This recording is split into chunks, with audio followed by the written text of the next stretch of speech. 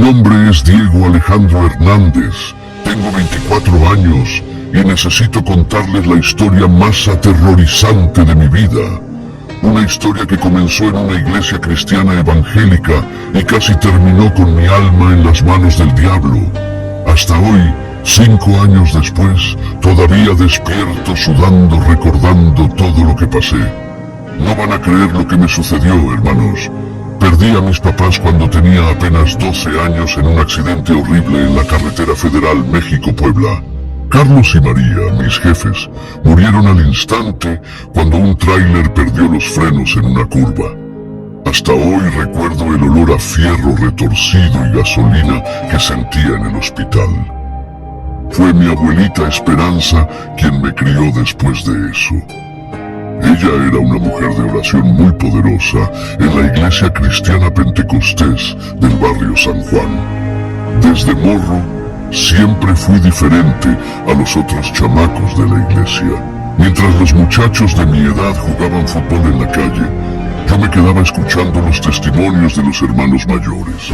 Sentía una presencia extraña siempre que estaba en el templo. A veces veía como sombras luminosas durante los cultos, pero nunca le conté eso a nadie. Pensaba que todos los cristianos veían esas cosas, ¿verdad? Cuando cumplí 15 años, comencé a tener una obsesión por la pureza carnal. No era cosa normal. Ayunaba 3 días a la semana religiosamente. Oraba 4 horas seguidas todos los días de madrugada, de las 2 a las 6 de la mañana. Mi abuelita Esperanza se preocupaba. Diego, mijito, Dios no exige tanto sacrificio así. Pero yo sentía que necesitaba ser perfecto, ¿saben? Nunca tuve novia, nunca besé a una morra, nunca ni pensé en esas cosas. Dormía en el suelo de mi cuarto desde hacía 7 años como forma de penitencia. Todos los viernes agarraba el cinturón de mi papá, que ya había fallecido, y me azotaba la espalda hasta sangrar. Pensaba que así Dios estaría más contento conmigo. El dolor me hacía sentir más cerca del sufrimiento de Cristo. El pastor Roberto siempre me elogiaba en frente de la congregación. Hermanos, vean el ejemplo del joven Diego. Yo me sentía orgulloso cuando decía eso. Las hermanas de la iglesia me miraban con admiración. Algunas madres querían que yo fuera ejemplo para sus hijos. Pero la hermana Guadalupe, líder de las mujeres, siempre me miraba con desconfianza, como que algo no le cuadraba. Nunca toqué dinero en mi vida, así como lo oyen, carnales. Solo mi abuelita Esperanza manejaba las cosas materiales en la casa. Yo trabajaba como albañil y ganaba 2,000 pesos al mes, pero era ella quien recibía mi sueldo. Pensaba que el dinero era cosa del mundo y yo no me debía contaminar. Qué ingenuo era, ¿verdad? La iglesia cristiana Pentecostés de la avenida Revolución 777 era mi segunda casa.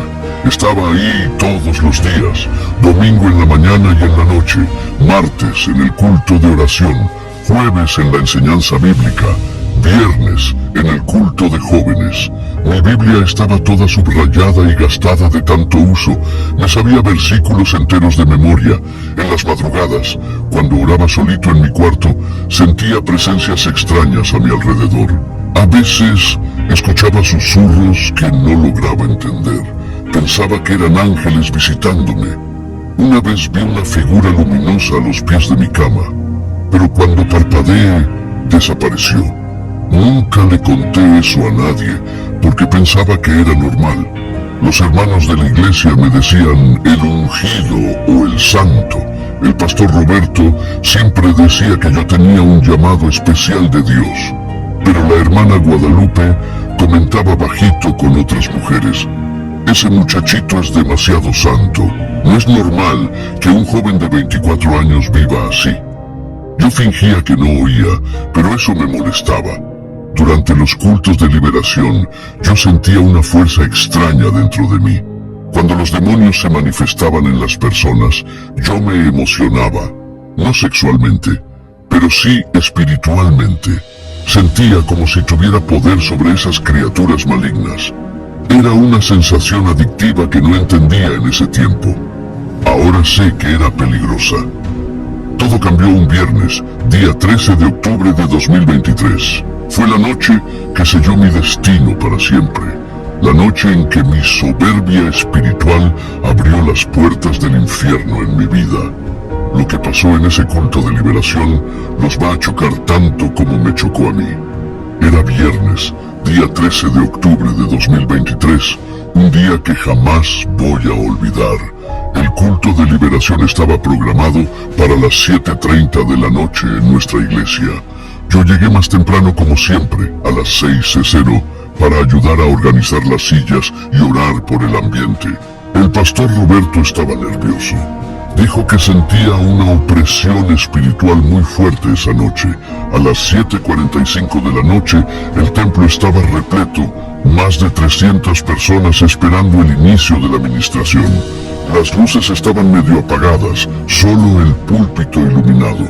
El pastor Roberto comenzó predicando sobre la autoridad de los hijos de Dios contra las tinieblas. Yo estaba en la primera fila como siempre, con mi Biblia abierta en Efesios capítulo 6. Sentía una energía extraña corriendo por mi cuerpo.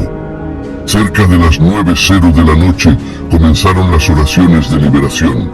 Fue cuando la hermana Dolores, una mujer de 45 años que siempre fue muy tranquila, comenzó a retorcerse en la silla.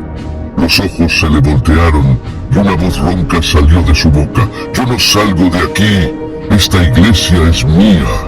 El pastor Roberto corrió hasta ella con el aceite de la unción. La manifestación estaba muy fuerte. El demonio dentro de la hermana Dolores gritaba blasfemias horribles que ni puedo repetir aquí. Maldecía a Jesús, decía groserías terribles contra Dios y amenazaba con quebrar todo. Los niños estaban llorando de miedo. Algunos hermanos salieron corriendo del templo. Yo nunca había visto una manifestación tan violenta en mi vida, pero en lugar de sentir miedo, sentí poder. Fue cuando algo dentro de mí explotó, una soberbia espiritual que nunca había sentido antes. Me levanté del banco, extendí las manos hacia adelante y grité enfrente de todos: «Satanás, maldito pinche cobarde». Mi voz resonó por todo el templo. Hasta las personas que estaban hasta atrás dejaron de orar. «Ven a enfrentarme si tienes huevos». Seguí gritando como un loco. Lo que pasó después me da escalofríos hasta hoy. El demonio dentro de la hermana Dolores dejó de gritar en ese mismo momento. Volteó la cabeza lentamente en mi dirección, con esos ojos volteados llenos de odio. El silencio en el templo era ensordecedor. Se podía escuchar hasta el ruido de los carros pasando en la calle. «Soy soldado del ejército de Dios», grité aún más fuerte, perdido en orgullo. La hermana Dolores me miró fijamente y dijo con una voz que no era de ella. Era profunda, helada, llena de maldad: «Acepto tu desafío, pinche santito». Las palabras salieron despacio, cada sílaba cortando el aire como una navaja. «Te veo a medianoche». Luego se desmayó y volvió a la normalidad, como si nada hubiera pasado. El pastor Roberto se puso blanco como papel. Nunca lo vi tan asustado. Corrió hasta mí y me susurró al oído: «Diego, mijito, ¿qué hiciste?». Pero yo estaba tan lleno de orgullo que le respondí: «Pastor, le demostré a ese demonio quién manda aquí». Qué ingenuo era, no tenía idea de lo que acababa de provocar. 5 personas se desmayaron durante la manifestación. El resto del culto fue un caos total. Nadie podía concentrarse más. Los hermanos me miraban con una mezcla de admiración y terror. La hermana Guadalupe movía la cabeza negativamente y murmuraba oraciones bajito. Cuando terminó el culto, a las 10:15 de la noche, muchas personas vinieron a hablar conmigo. Algunos elogiaron mi valor, otros parecían preocupados. Cuando llegué a casa, como a las 11:00 de la noche, le conté todo a mi abuelita Esperanza. Se puso desesperada y comenzó a llorar. «Diego, mijito, no debiste haber hecho eso. Trató de convencerme de regresar a la iglesia y pedir perdón, pero yo estaba convencido de que había hecho lo correcto. Abuelita, le demostré el poder de Dios a ese demonio, le dije lleno de soberbia. Me fui a dormir tranquilo esa noche. Pensaba que había ganado una gran batalla espiritual.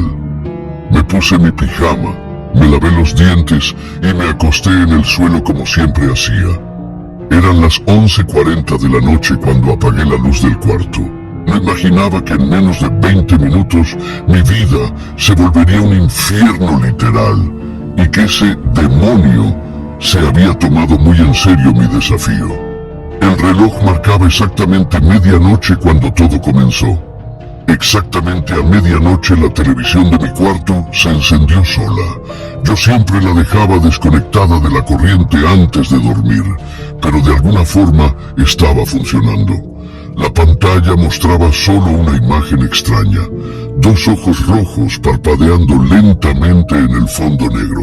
Me levanté asustado del suelo donde dormía y fui a apagarla, pero cuando me acerqué, la imagen cambió. Apareció un mensaje escrito: "Ya voy llegando".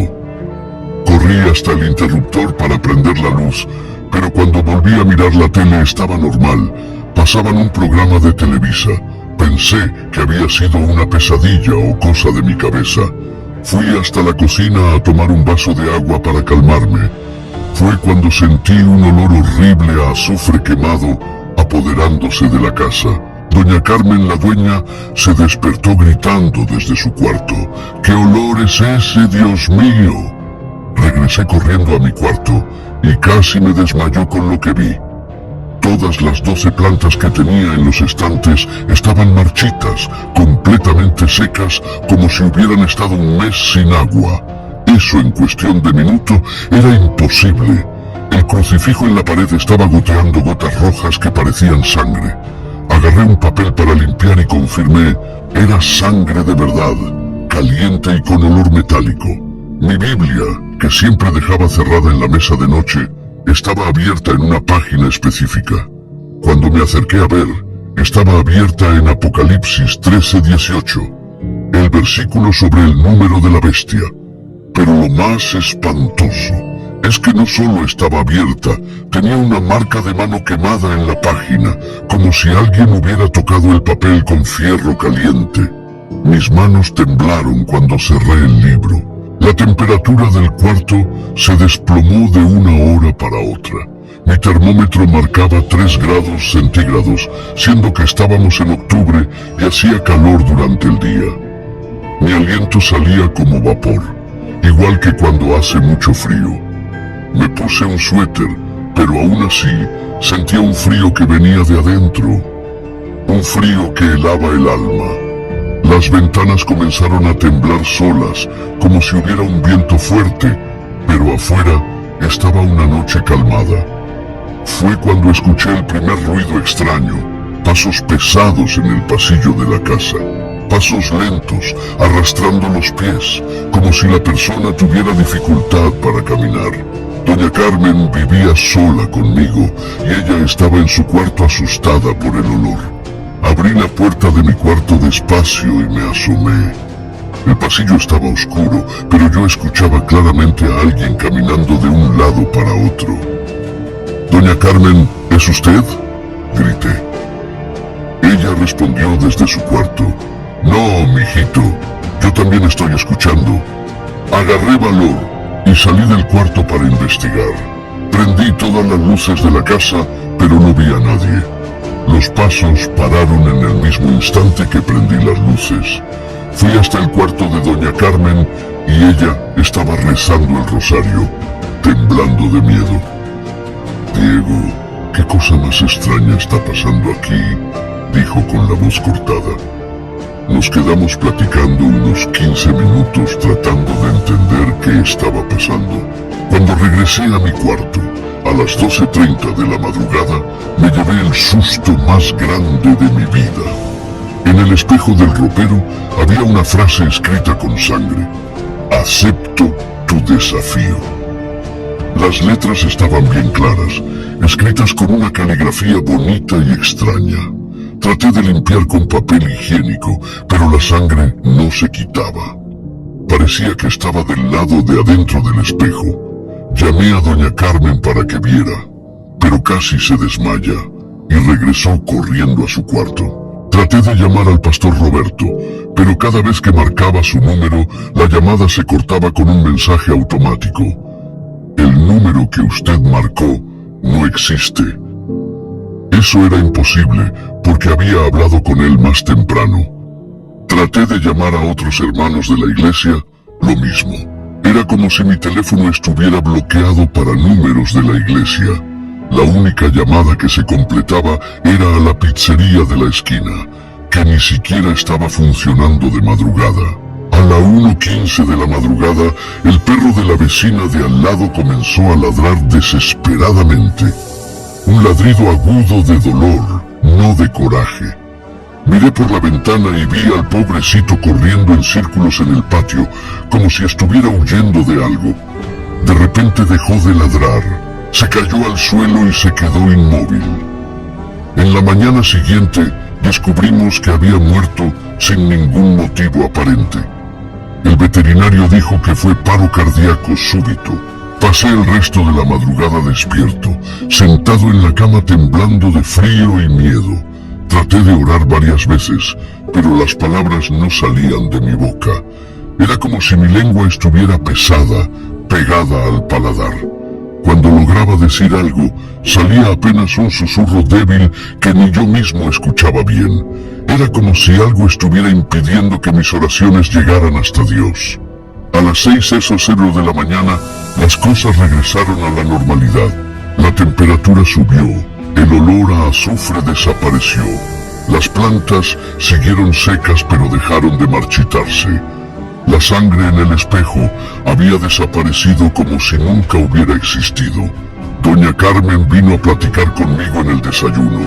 Tenía ojeras profundas y parecía haber envejecido 10 años en una noche. Diego, ¿qué anduviste haciendo, mijito?, preguntó con miedo en la voz. Le conté todo lo que había pasado en la iglesia la noche anterior. El desafío que le hice al demonio. Doña Carmen se espantó y dijo que necesitaba buscar al pastor urgentemente, pero cuando traté de llamar otra vez a la iglesia, esa vez por la mañana, pasó algo aún más aterrador. Una voz profunda y siniestra contestó del otro lado de la línea. Y lo que me dijo me hizo darme cuenta de que mi prueba apenas estaba empezando. A las 3:30 de la tarde de ese sábado, finalmente logré hablar con el pastor Roberto.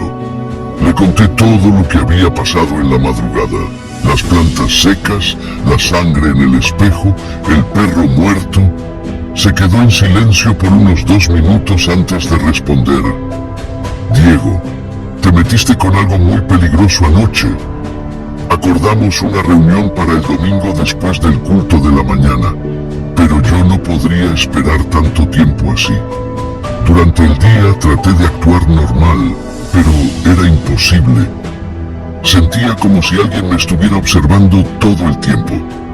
Doña Carmen salió a visitar a su hermana y me quedé solo en la casa. A las 6:00 de la tarde decidí bañarme para relajarme. Fue cuando noté que mi sombra estaba extraña. Cuando yo levantaba el brazo derecho, la sombra en la pared levantaba el izquierdo. Pensé que era cosa de mi cabeza por el cansancio y el estrés.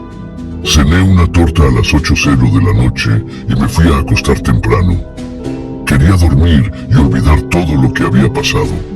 Me puse mi pijama azul, el mismo que uso desde hace 3 años, y me acosté en el suelo como siempre. Oré bajito antes de dormir. Padre, protege mi sueño esta noche. Logré quedarme dormido cerca de las 10:00 de la noche. Pero mi descanso duraría poco. Muy poco de verdad. Desperté exactamente a las 3:33 de la madrugada. Lo sé porque miré el reloj digital al lado de la cama.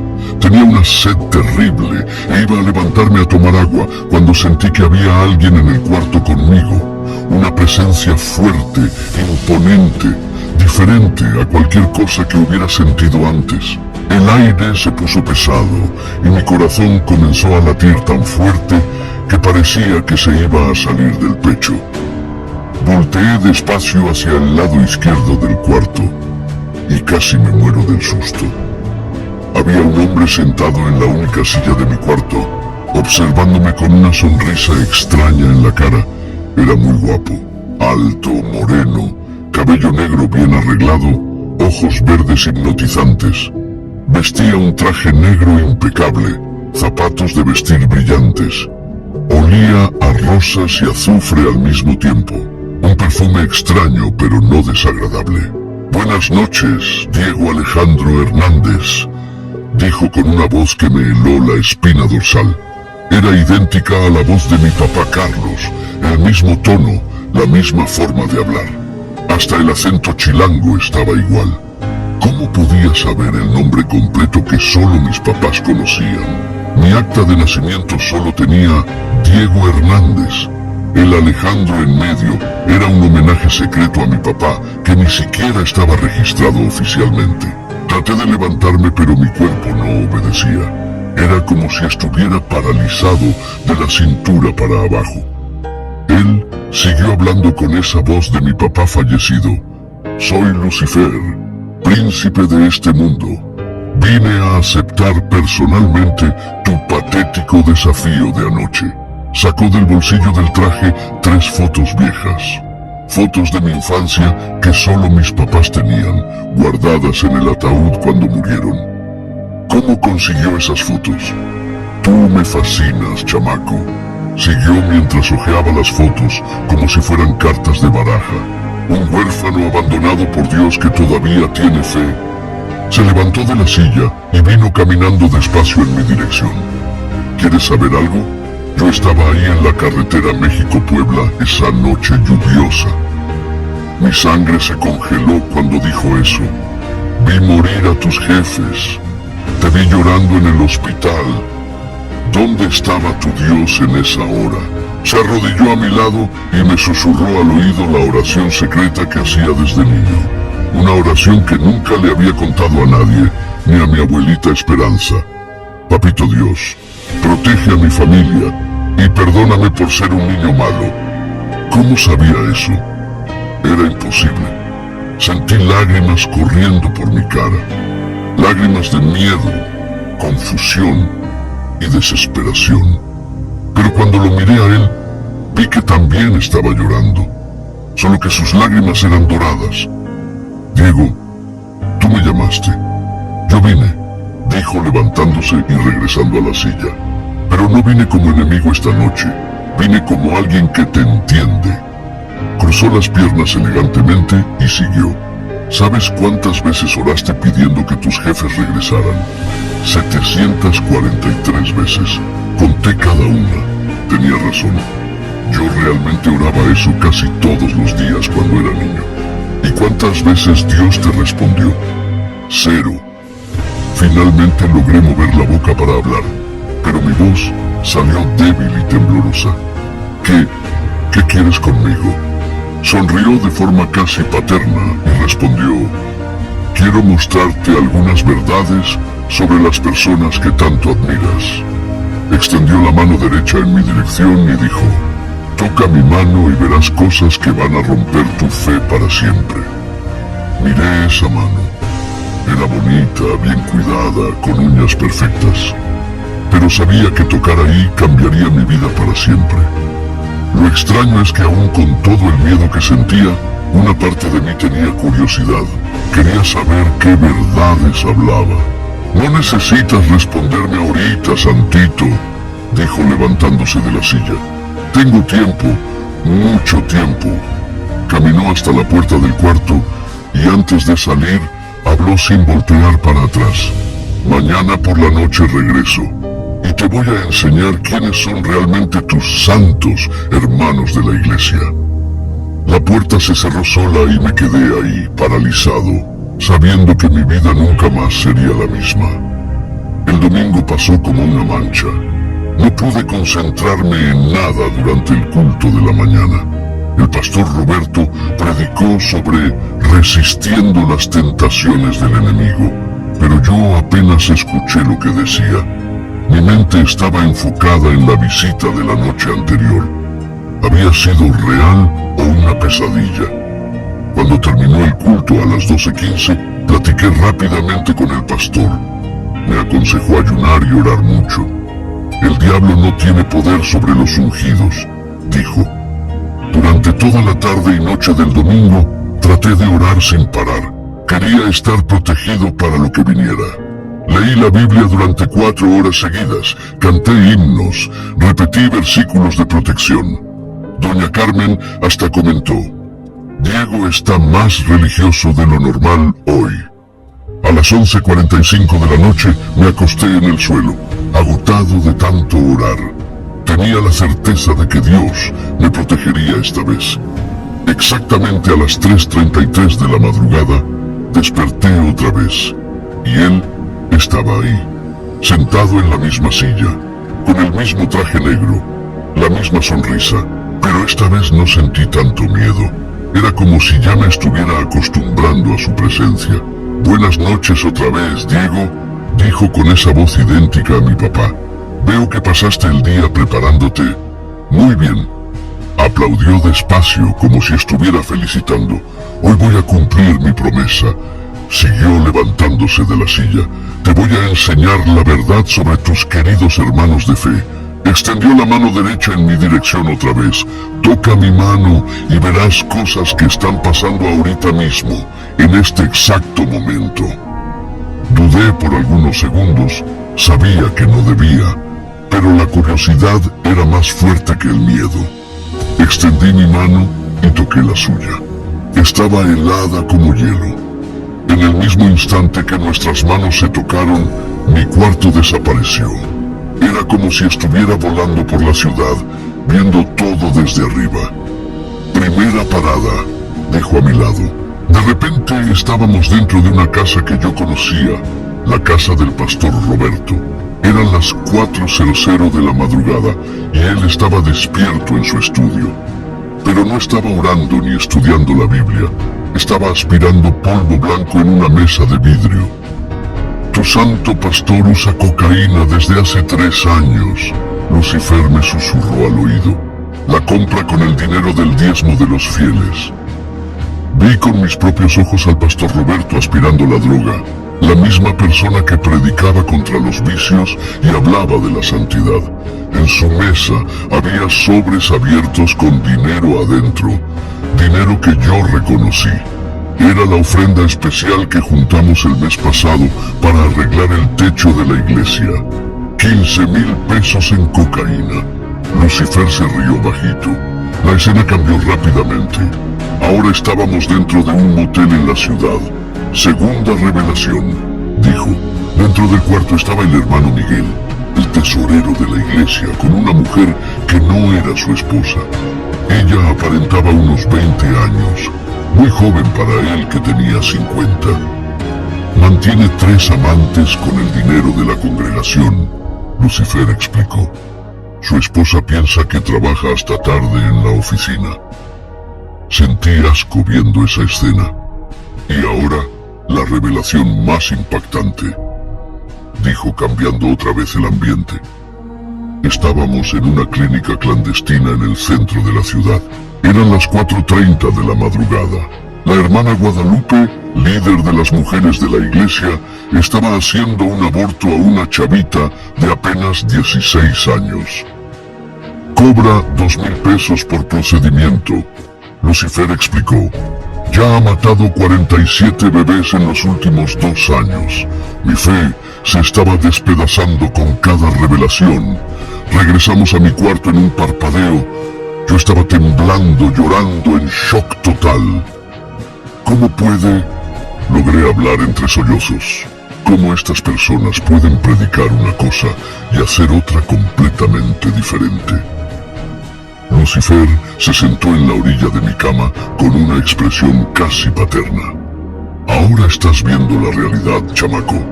Tus santos son peores que mis demonios. Tenía razón. ¿Cómo podía negar lo que vi con mis propios ojos? Y tú ahí, siguió señalándome. Virgen a los 24 años, durmiendo en el suelo, flagelándote, pasando hambre con tus 2,000 pesos mientras ellos nadan en dinero robado de los fieles. Sentí una rabia comenzando a crecer dentro de mi pecho. Rabia hacia esas personas hipócritas que yo admiraba tanto. Te usan como ejemplo de santidad mientras viven en la porquería más asquerosa. Cada palabra suya tenía un sentido terrible. ¿Por qué Dios permite esto?, pregunté desesperado. ¿Por qué Él no castiga a esas personas? Lucifer sonrió de forma casi triste. Porque tu Dios no se preocupa tanto como tú piensas. Permitió que tus jefes murieran, permite que el pastor robe, que el tesorero traicione, que la líder mate bebés. Se levantó y caminó hasta la ventana. ¿Dónde está la justicia divina que tanto predican? Yo no tenía respuesta. Mi fe estaba hecha a pedazos. Diego, tú eres más puro que cualquiera de ellos, dijo volteándose hacia mí. Más merecedor de bendiciones, más dedicado, más sincero.